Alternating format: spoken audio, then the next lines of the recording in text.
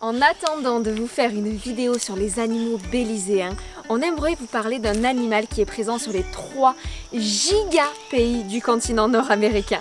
On veut bien sûr parler du coyote.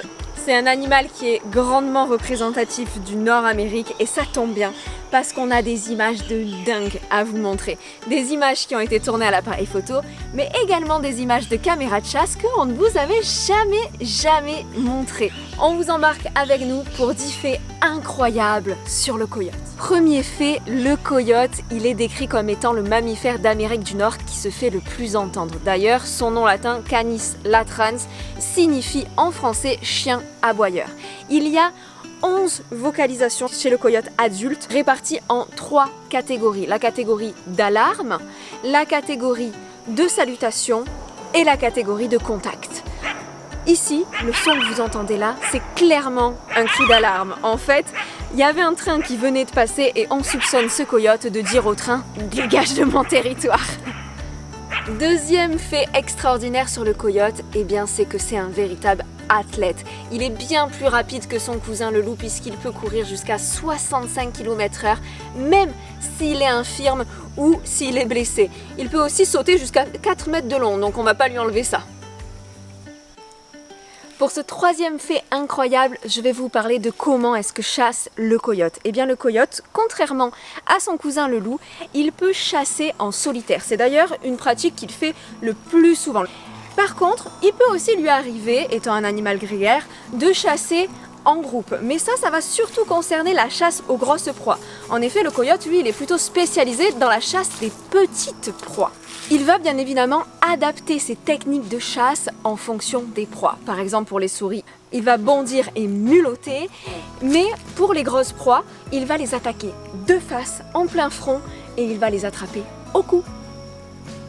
Le quatrième point va porter sur le régime alimentaire du coyote qui est composé à 90% de viande et est très similaire à celui de son cousin, le chacal eurasien. Il peut tout de même manger des fruits et des légumes, des mûres, des carottes, des kakis, j'en passe, mais 90% de son régime alimentaire étant composé de viande, cela va aller dans des proies très variables, allant du tamia à la grenouille, en passant par le bison et les serpents, les sauterelles, les chenilles. Tout va dépendre en réalité de l'habitat où il se trouve. Il peut aussi parfois devenir charognard si l'occasion est trop belle. Cinquième fait incroyable et particulièrement insolite sur le coyote, eh bien c'est son amitié. Et son amitié particulière avec notre animal américain, le blaireau. Vous avez certainement déjà vu cette vidéo qui avait buzzé sur internet où on voit un coyote et un blaireau rentrer ensemble dans un écotunnel en Californie.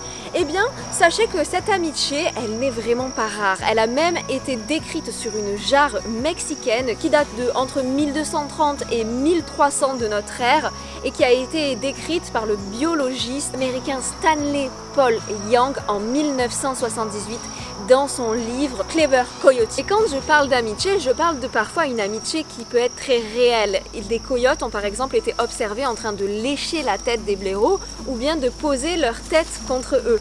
Donc c'est très mignon et cette amitié, bien qu'étant une notion anthropomorphique, il est vrai qu'elle peut s'appliquer à de nombreux autres animaux. Par exemple, le phacochère et la mangouste. Vous connaissez bien sûr Timon et Pumba. Eh bien Timon et Pumba, c'est pas juste une fable. Mange-moi tout de suite, je t'en prie, fais vite, parce que j'ai une tolérance zéro à la douleur. Relaxe-toi, petit, je ne vais pas te manger. Pour les phacochères et les mangoustes, eh bien ça va être profitable à l'un comme à l'autre. La mangouste, elle va manger ce qu'il y a sur le phacochère et le phacochère va être nettoyé de ses tiques. En plus, le phacochère, il va apporter évidemment une protection à la mangouste dans la savane, sachant que c'est une bestiole qui est vachement chassée. Pour ce qui est de notre blaireau et de notre coyote, eh bien c'est une chasse dans laquelle ils vont être partenaires, ils vont aller dégoter des proies. Le blaireau va se servir de l'agilité et de la rapidité du coyote et le coyote du flair et des grosses griffes du blaireau qui lui serviront à aller déterrer les proies sous terre. Pour ce 6e point, on a parlé d'amitié, maintenant parlons un petit peu d'amour. Le coyote est un monogame qui a le sens de la famille, puisque femelles comme mâles vont s'occuper des petits. D'ailleurs, une femelle qui ne peut pas s'accoupler pour diverses raisons, eh bien elle va pouvoir s'occuper des petits de sa sœur ou bien de sa maman.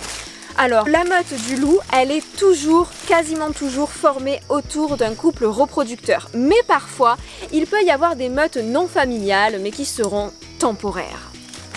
Le coyote est un animal intelligent. D'ailleurs, les peuples autochtones le considéraient comme un animal rusé et brillant.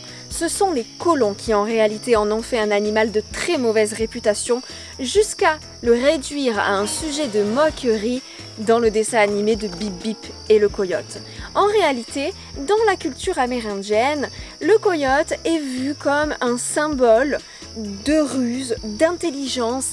Il utilise l'humour et la ruse pour se jouer des conventions sociales. Également, dans la culture mésoaméricaine, il n'est pas rare de le voir comme un symbole de puissance militaire. Pour ce 8e point, on va continuer à parler de l'intelligence du canidé en parlant de sa grande adaptabilité. À la base, le coyote, il était plutôt situé dans les prairies et dans les déserts, en tout cas dans les zones arides. Et puis, au cours des siècles, et notamment avec l'arrivée des colons, et particulièrement avec l'arrivée des colons, les hommes ont commencé à construire tout un tas de trucs dans les prairies où le coyote habitait habituellement. Et donc, le coyote, il a commencé à migrer, il a commencé à se déplacer vers les montagnes et les forêts.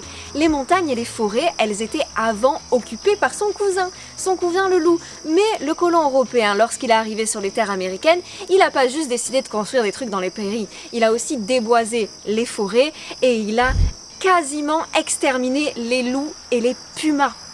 Ce qui fait que, y avait de la place pour le coyote qui s'est établi là-bas.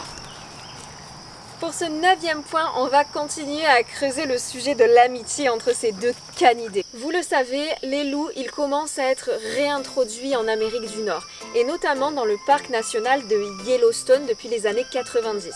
Et depuis ces années-là, on observe une diminution du nombre de coyotes à hauteur de 39% selon une étude faite par le parc national lui-même. Afin de conclure sur les 10 faits incroyables sur cet animal, j'aimerais continuer sur la relation entre le loup et le coyote qui est parfois pas seulement conflictuelle. Il y a eu des hybridations entre le coyote et le loup, donnant lieu à cet animal que l'on appelle le coy-loup. Et contrairement au coy dog, cette hybridation n'est pas du fait de l'être humain, en tout cas pas directement, puisque en fait le changement de comportement des loups, il vient évidemment de l'activité humaine. À leur arrivée sur le continent américain, les Européens ont commencé à chasser les loups, à déboiser les forêts comme on l'a évoqué précédemment, ce qui a effectivement fait diminuer le nombre de loups qui ont vu dans les coyotes des partenaires potentiels. C'est ainsi que les premiers coy-loups seraient apparus au Canada vers les années 1920. C'est avec mon petit canidé à moi que je vous fais donc cette conclusion. J'espère que la vidéo vous a plu. C'est une vidéo qui sort un petit peu de ce qu'on fait habituellement, mais on aime bien vous apporter des informations sur les animaux qui nous plaisent. On espère en tout cas qu'elle vous a plu et on se retrouve la semaine prochaine pour une nouvelle vidéo.